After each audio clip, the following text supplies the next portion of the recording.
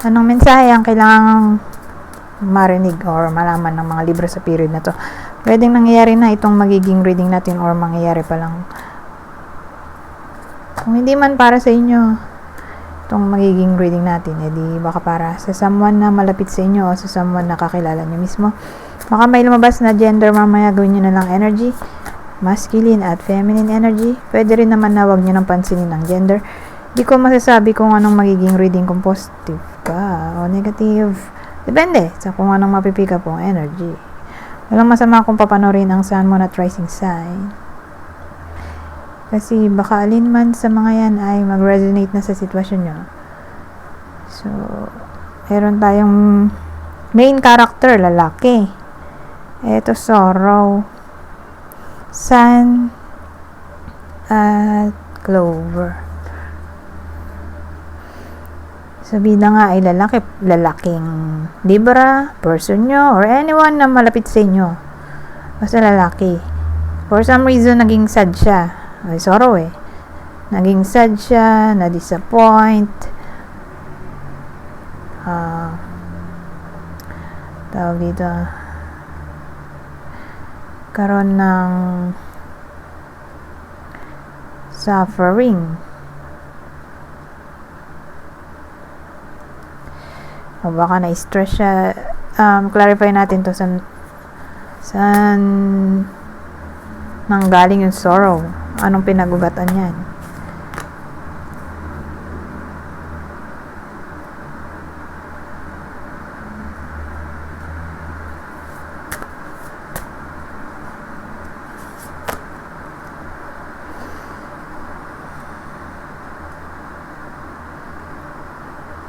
Maaring tungkol to sa relasyon. Nagmula yung sorrow sa relasyon. Maaring nagkaroon sila ng misunderstanding, miscommunication, arguments, disagreements. O no contact sila. No contact, blocking, disconnection in general. Pero more like love issues to.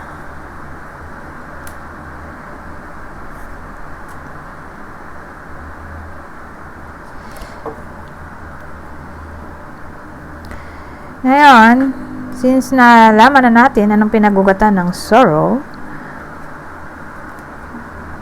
at ang pinagugatan ay love issues, so pag love issues, pwedeng crush, ex-partner, current partner, o basta relasyon, or love life. Don't worry. Kasi nandito tong sun, sun at clover. Ito na nga yung mga magagandang cards na aasahan or i-wish mo makita after nitong sorrow or negative card. Kasi since nandito tong dalawang to, ito ay card ng happiness eh. So after ng sad news, may good news naman na paparating. Asahan natin ang opportunity. Okay? Regardless kung anong opportunity ang gusto nyo, magkabalikan pa ba or may pumalit na lang na someone new or someone better. Depende. Pero ang dating dito may chance eh. May chance ng blessing. Yun ang mahalaga.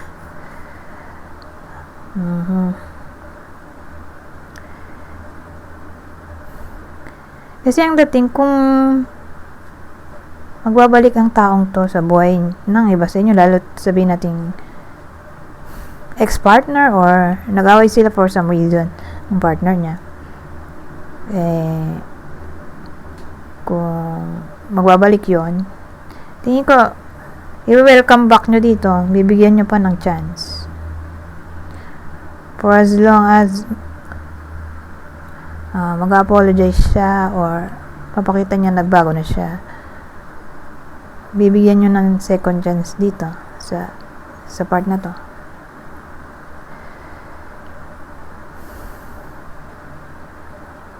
Malaki ang chance na patatawarin nyo ang taong to. Basta mag-sorry lang siya, or ipakita niya nagbago na siya, or may consistency sa ginagawa niya.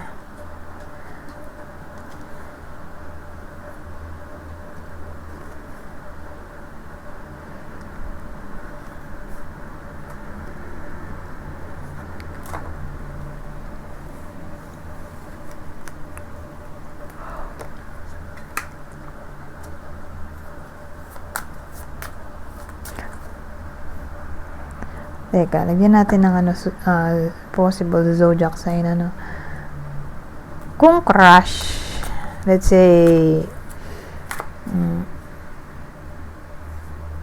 na-disconnect sila for some reason. Kung crush, Aquarius ulit, ba? Specifically Aquarius. Pautulit yung Aquarius, dalawang card. Aquarius ito. Isa sa water sign, Cancer, Scorpio, Pisces. Kung ex-partner, Sagittarius, Aries, Aquarius na naman. Ngayon, kung current partner, let's say nag-away sila or di magkasundo, ito Capricorn, Tower, Mars, Aries, Scorpio, at ang uli, isa sa air sign, Gemini, Libra, Aquarius. Umulit lagi Aquarius, Anyways, dito naman tayo sa susunod. Ano masasabi nito? So sa part na to, babae naman. Pero tingnan natin ang susunod.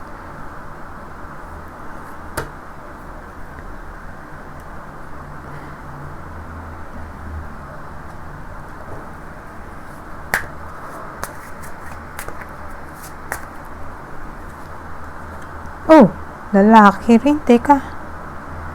Dalawa tao natin. Ako, magkakalituan tayo pag ganyan. Hindi ko alam kung sino bida dyan. Kung sino kayo dyan.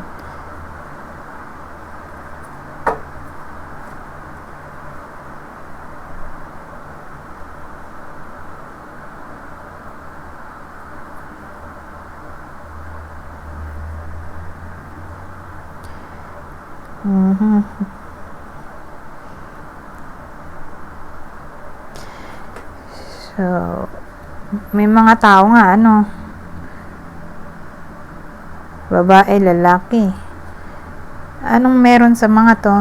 Para malaman natin kung anong connection nilang dalawa.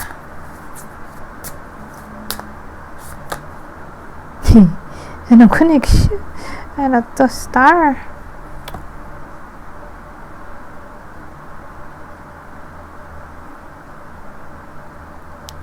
Ayun.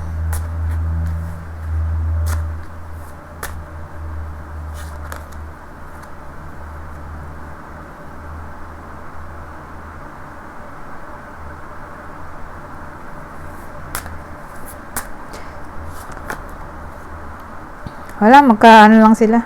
Katrabaho.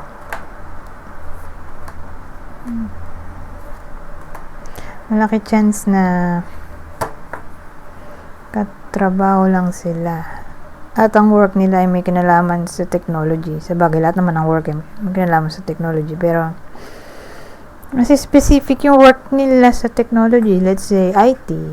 May computer. IT, engineering. Basta, tutok sila sa machine, technology Ganon. Anyways,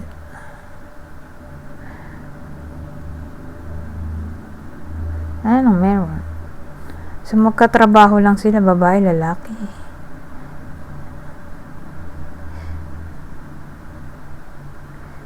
Ito, walang sinabi kung anong clue. Basta sabi ng lalaki. Ito, in general din, babae. Pero pwede rin namang may clue. Sabihin natin rich girl. So, pag sinabi mong rich girl, di baka nga literal na rich or wealthy or baka may kaya. Ngayon, kung di ganon, kasi babase nga tayo sa clue para malaman nyo kung kayo ba to, kung tinutukoy dito. Person nyo or anyone na malapit sa inyo. So, estudyante. Nasabi ko na ba yun? Estudyante. Sabihin natin empleyado.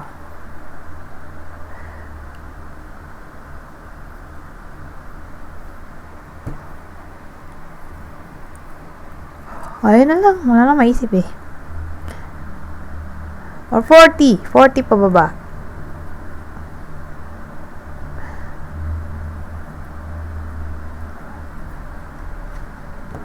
Anyways.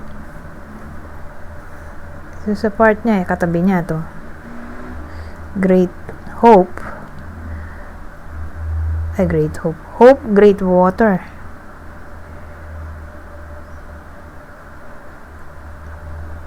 Itong katabi niya ay rider.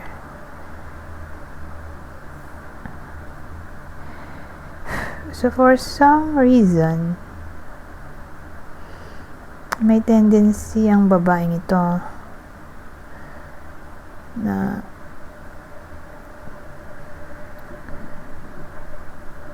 mag-daydream, absent-minded,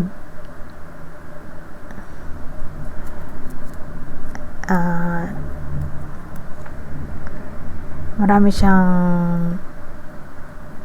gustong mangyari, wishful thinking or wish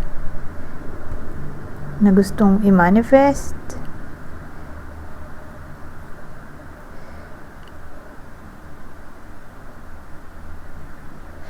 Or baka gusto niyang mag-travel sa period na to. May isipan niya mag-travel, especially alone.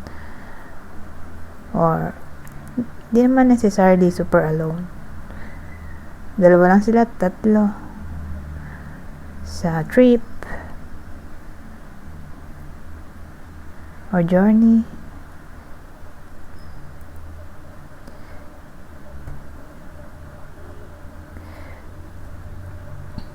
Or baka maisipan niya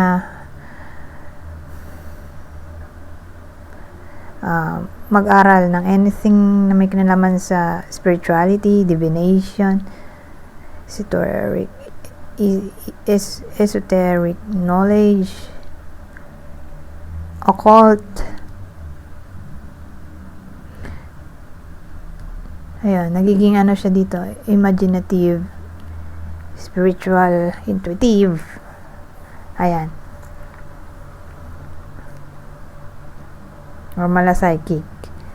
Or baka sa period na to maging katulad ko rin na rin siya. Ano na rin siya, tawag dito, mag-YouTube or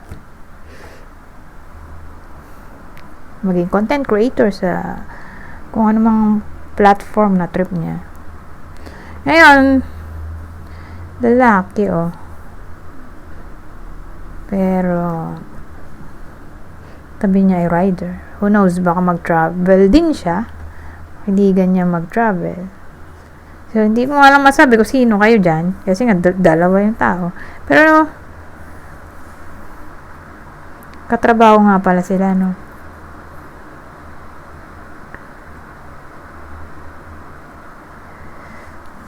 O, ayan. Maaring isa kayo dyan at ka-close nyong katrabaho. Okay? Hindi ko nga alam masabi kung sino nga kayo dyan. Basta katrabaho nyo isa dyan. So, kung kayo to, nasabi ko na doon, di ba? Ito naman. Baka maisipang mag-travel o baka silang dalawa, maisipan nila, sabay sila mag-travel, magplano silang dalawa mag-travel, gumala.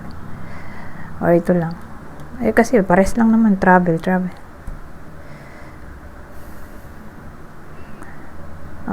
Or baka bisitahin niya to or siya bibisita dito or ewan ko sinong bibisitahin ito o baka may bibisita sa kanya. Ito travel lang, walang bibisita sa kanya, siya mismo magta-travel. Ito traveling din pero visitation pwede rin, either ito yung magbibisit or siya, pero ito walang visitation mula sa ibang tao. papunta sa kanya. Yun yung pinakaiba. May news na paparating sa kanya. Or may makikilala siyang someone new found friend, or who knows, baka new love interest. Ano ba tong rider? So, opportunity. May opportunity na paparating, or mensahe, news, announcement, or baka paparating na yung in order niya. May delivery siya matatanggap sa period na to.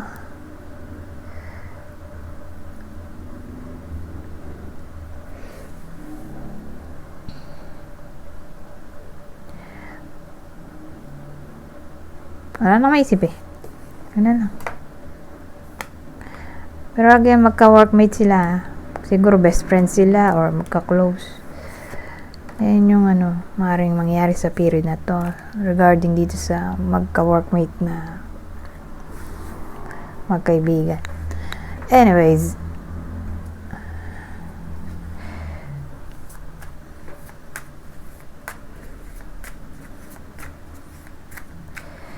dito naman tayo sa susunod.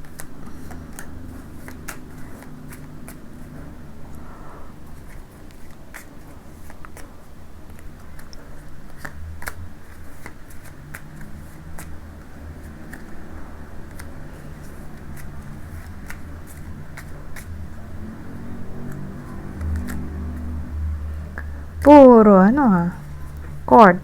Ito lang isang tao. Isang description, lahat card.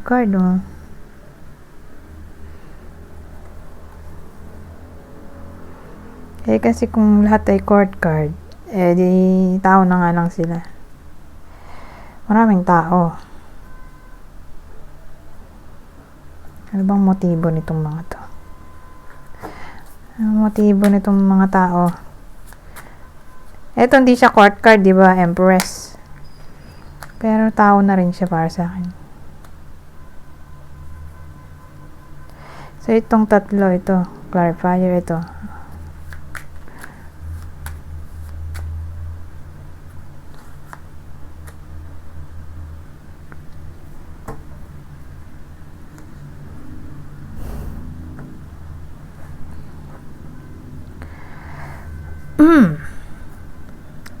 So, game. Simula na tayo. Kasi ang dating maraming mga tao ang maaring makaapekto sa topic ng relasyon lalo na kung bago-bago pa lang or bagong kasal.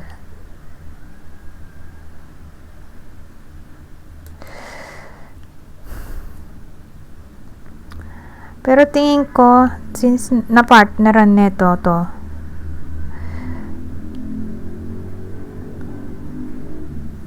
hindi makikinig yung Libra sa opinion ng ibang tao tungkol sa kanyang relasyon. Mas priority niya tong pamilya niya or karelasyon niya kaysa sa opinion ng ibang tao na nasa paligid niya. Yan dating. Di siya magpapapekto. Mas maniniwala siya sa opinion ng partner niya or ng pamilya niya. In general,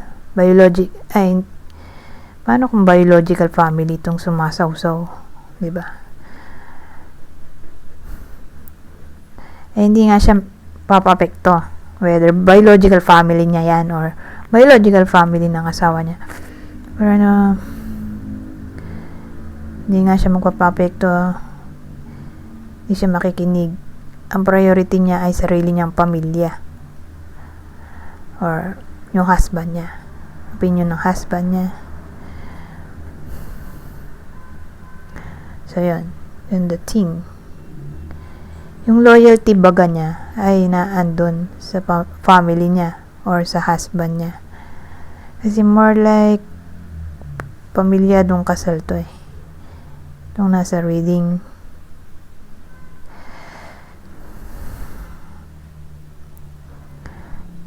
At yun nga, sumasawsaw sa topic ng relasyon tong mga to. Probably kapamilya na, nandito yung nanay Empress. Ito rin, nanay din to, Queen. Queen of Cups. Ito naman, Knight of Wands. Siguro sibling. Yung sumasawsaw.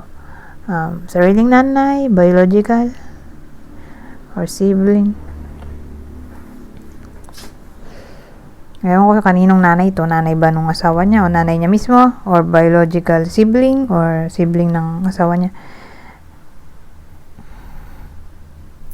And that's it.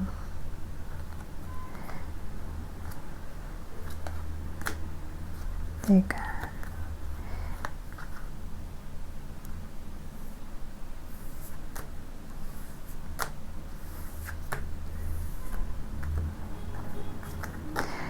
Anyways, dito naman tayo.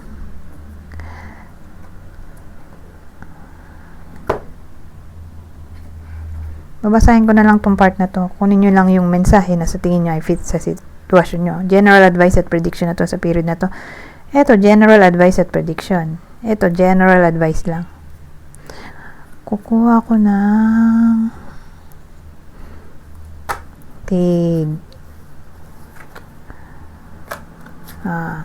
ilan ba? Tig-apat.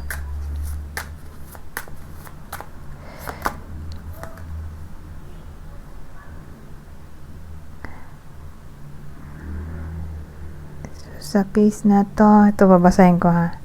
Guard against deceit and concealment.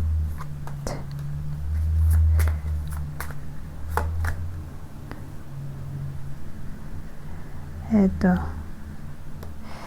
Sometimes the victory is not worth the price.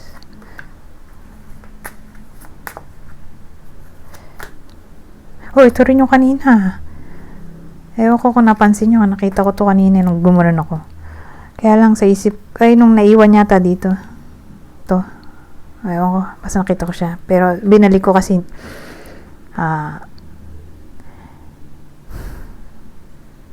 kumbaga, anong reason bakit siya nandun? Di ko naman siya binalasa.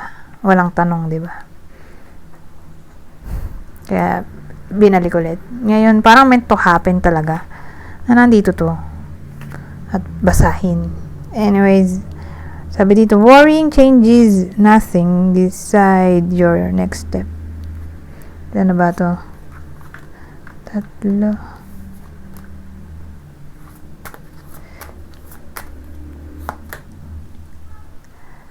Sabi dito, reach out for the help you need when you need it.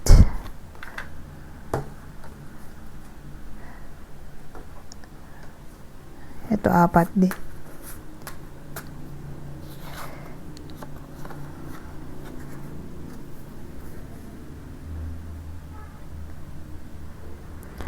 Sabi dito, everyone should be quick to listen, slow to speak, and slow to become angry.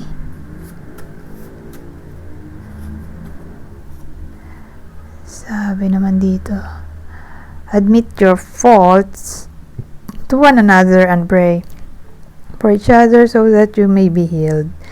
James, di ko alam kung saan nanggaling tong James na to. Kung Bible ba yan or hindi.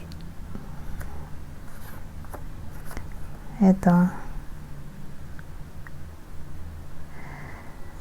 Let your affection be without hypocrisy. Ito, Romans, siguro Bible to. Anyways, ito na ang huli. Sabi dito, a friend accepts us as we are, yet helps us be what we can be. A friend affirms us when we're weak. A friend gives strength to set us free. Anyways, hanggang dito na lang. Goodbye. For now.